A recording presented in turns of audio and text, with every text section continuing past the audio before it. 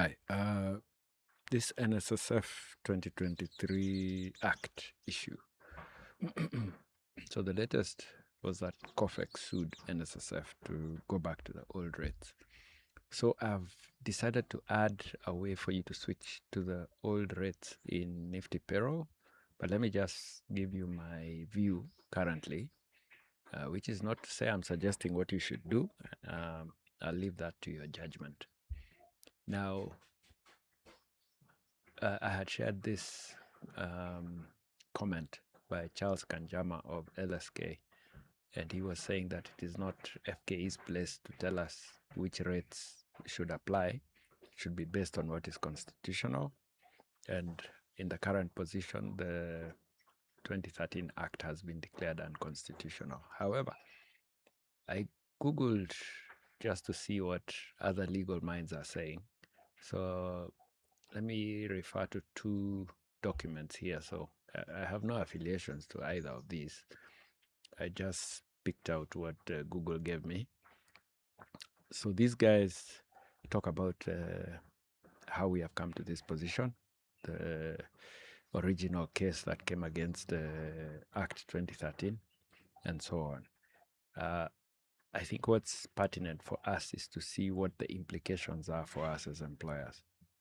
Now, what they seem to be suggesting is that the ruling is not final, that there is still room for appeal by NSSF.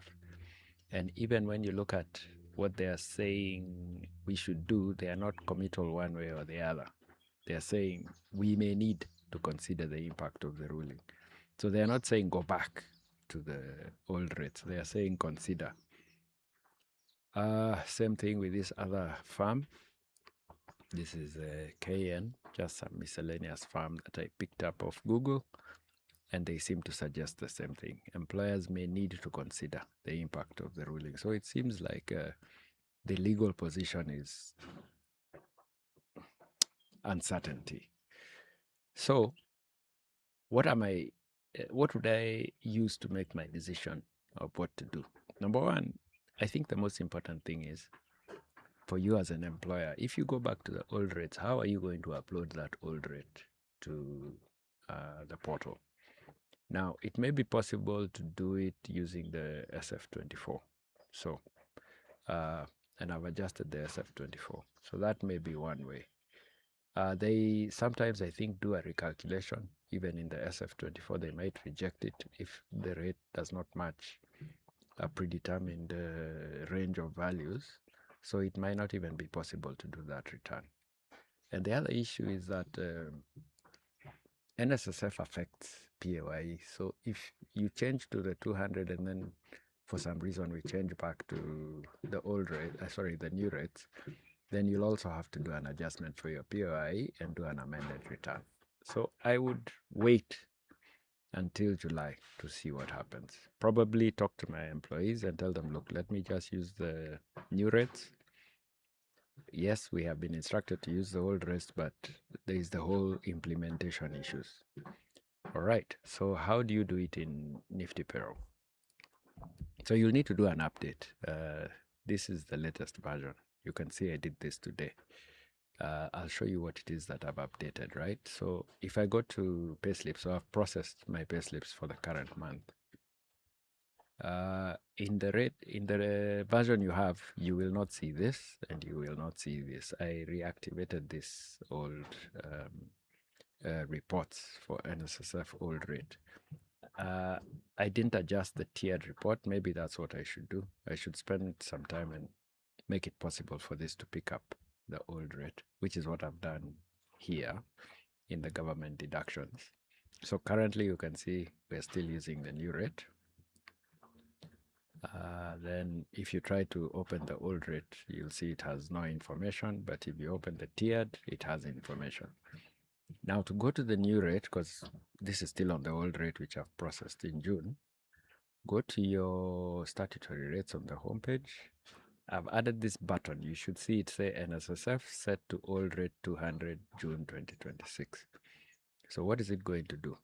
The first thing it will do, Now, this assumes you had affected the 2026 rate. If for some reason you're still on 2025 or even 2024, for some reason, when you click this, it's not going to switch off these old ones.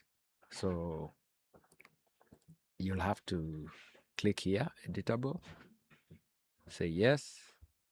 And then if you're on 2025, you're going to have to change this manually. So your 2025 will be showing this as no end. You'll need to change this then to 2026 May. But let me assume that you're on 2026. So this is what you're seeing. And if you click on value here, you should see that NSSF old is only one line of 200, which had been terminated here. Now, when you click this, a new line for NSSF old will be added starting June, and this will be switched off. So I say click. This procedure will update NSSF rates. It will affect the old rate of 200 from June 2026. If you say no, it will do nothing. If you say yes, it gives you a confirmation of what you should see, which is this should be switched off in May, like that. And if you come to value here, now you should see two NSSF olds. If you only see one, click this again.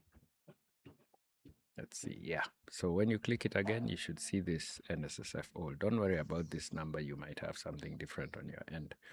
But what you want is to see NSSF old from June 2026 to no end at 200. That other one had been terminated in 2023. So you should see something looking like this.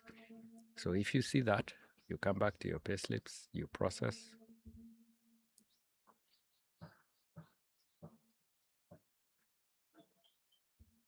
Now when you go to the summary of government deductions, oops, why do I not have, let's see, what did it not do? Oh, I need to make one more change. Aha, so what you need to do is go to homepage, your employee rates.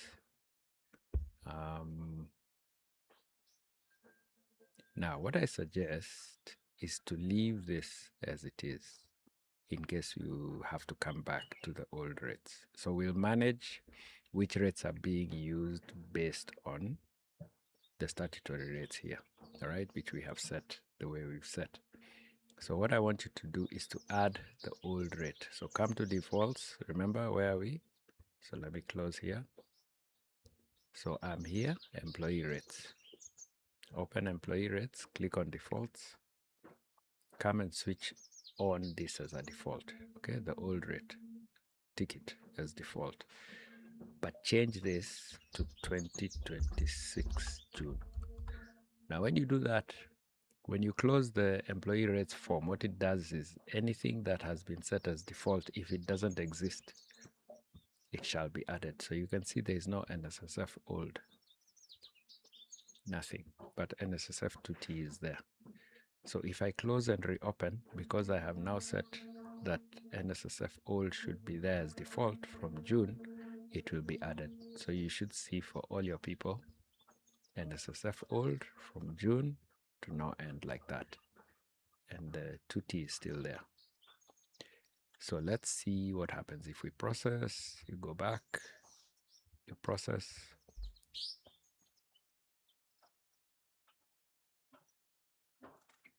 Say okay, come to reports. Yes, now it's picking the 200. And if you go to here, it should, well, it's still picking that, but let's see what the old rate is saying. Yes, so this is the old report. Remember, I'm going to do an update to combine this into the tiered, right? But for now, let's just use the old rate that was there before, those two reports that were there before. And in addition, the SF24, this one I updated, is now picking the 200, I believe this is how it is. And it's all tier 1 contributions, right? So if I go to May, you'll see, because we had used the new rates in May, you have the 540. Now in this case, I had switched off, I had made tier 2 private. So if I come here and I say here, let me put it back to how it was originally. This is what you should see.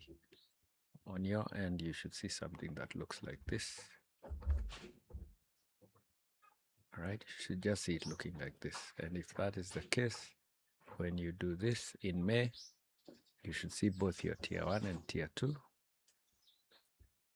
Tier 1, tier 2, you can see you have your full values. All right, and if we go to June, you should just have your tier 1, the 200, and your voluntaries. So that's what you need to do. So you need to do an update here by clicking that, confirm. You get this set to May values. You get two lines of the NSSF old with this new line. And then you have to reactivate the old NSSF on the employee rates from this. But just leave this for now, so that if we go back, then this will continue to be calculated. So do that update if you want to change to the old rates, but I suggest you wait until July. That's what I would do.